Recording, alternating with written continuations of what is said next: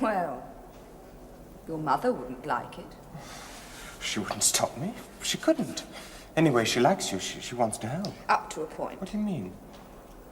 She's told me she can't even see me or talk to me. She's washed her hands of me. I don't blame her.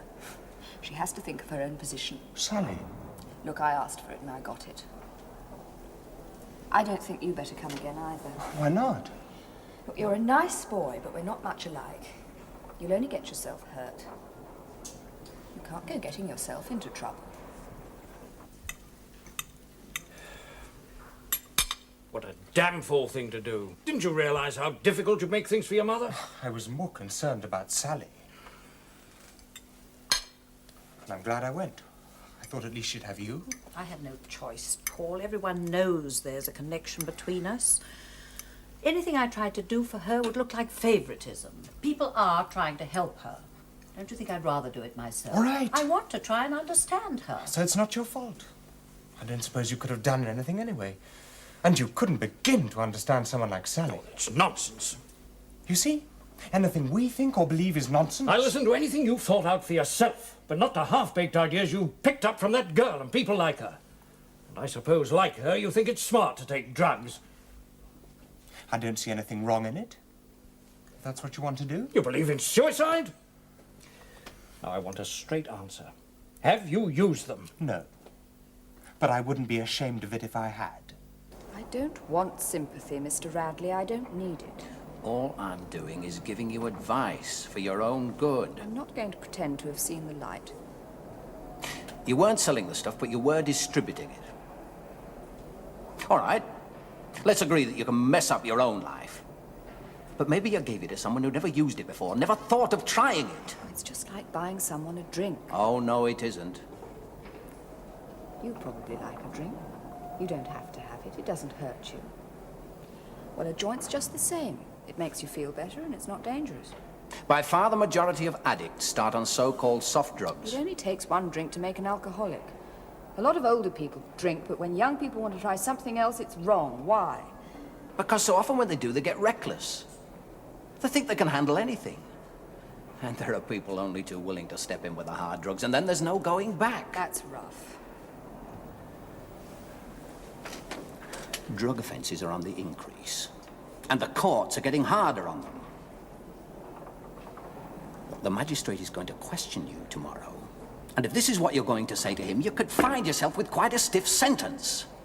I don't care. If that's the way it goes, I don't mind it here. You say that now. You think you can take it? In no time at all, you'll be like all the others. Desperate. Crying inside. Just waiting for that door to open.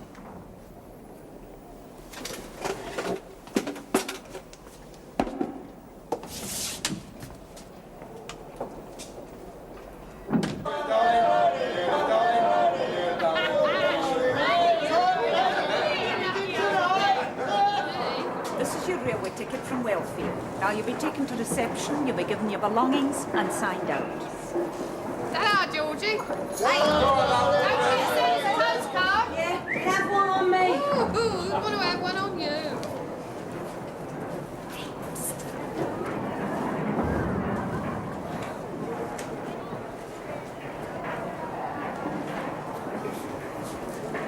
You shop her and I'll do you.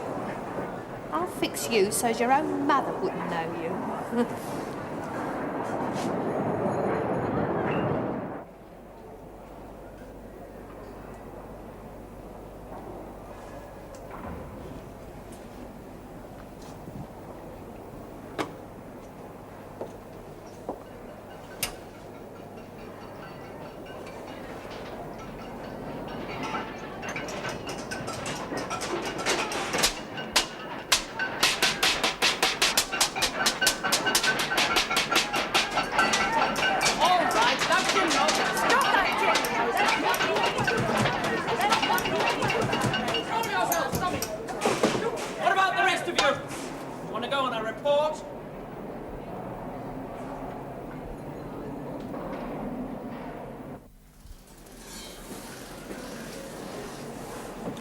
Well, how are you coping with your temporary accommodation, Miss Parrish?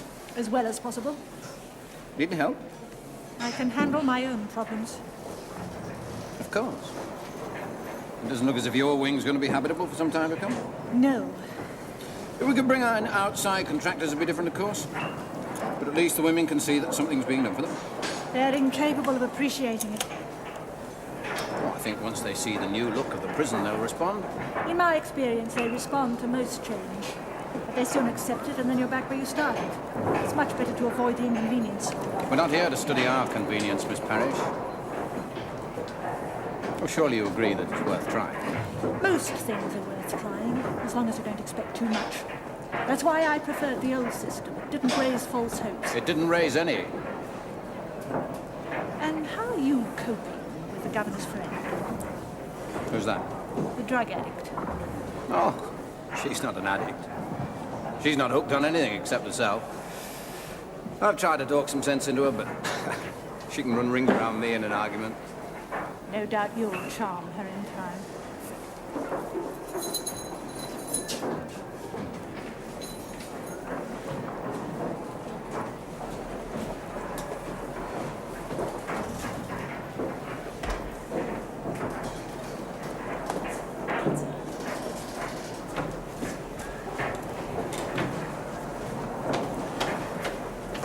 I've tried to get across to Sally Benedict, but there's no sign of it working.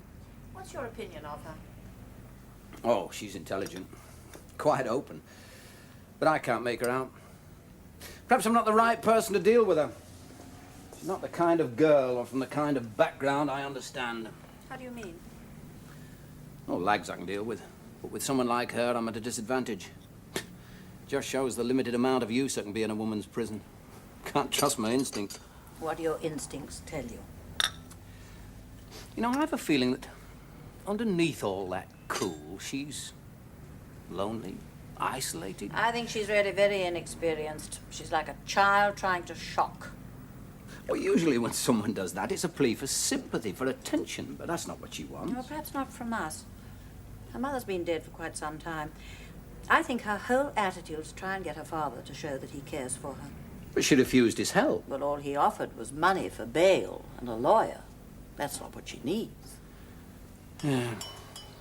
Trouble is, there's only 2 days left. When she goes back for sentencing, she'll talk herself into 6 months to a year. How can I get her to see sense? If this was a male prison, what would you do? As a last resort, a bit of shock treatment.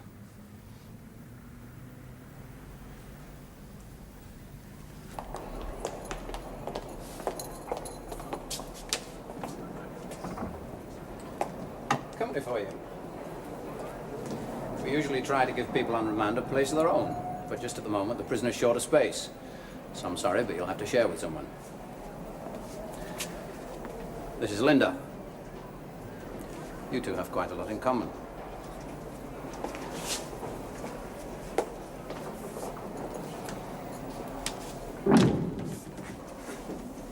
Hi. I'm Sally.